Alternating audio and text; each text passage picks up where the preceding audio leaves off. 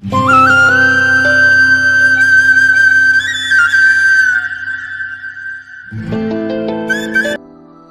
Friends, আজি আমি জনাব বিচাৰো অনুৰাগিনী ধাৰাবাহিকখনৰ শিখাৰ চৰিত্ৰত অভিনয় কৰা অভিনেত্ৰীগৰাকীৰ বিষয়ে। তেওঁ প্ৰকৃত পৰিচয়, তেওঁ ঘৰ ক'ত, তেওঁ বৰ্তমান কি কৰি আছে আদি সকলো কথাই ভিডিঅ'টোৰ জৰিয়তে জানিব পাৰিব। আহকচোন পলম নকৰি ভিডিঅ'টো আৰম্ভ কৰোঁ।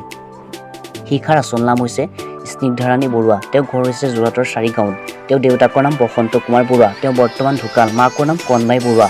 তেওঁ এজন ভায়েক আৰু এজনী বায়েক আছে। তেওঁ হাজবেণ্ডৰ নাম হৈছে বিশ্বজ্যোতি বৰদলৈ। তেওঁ এজনী ছোৱালী আছে নিয়ৰ।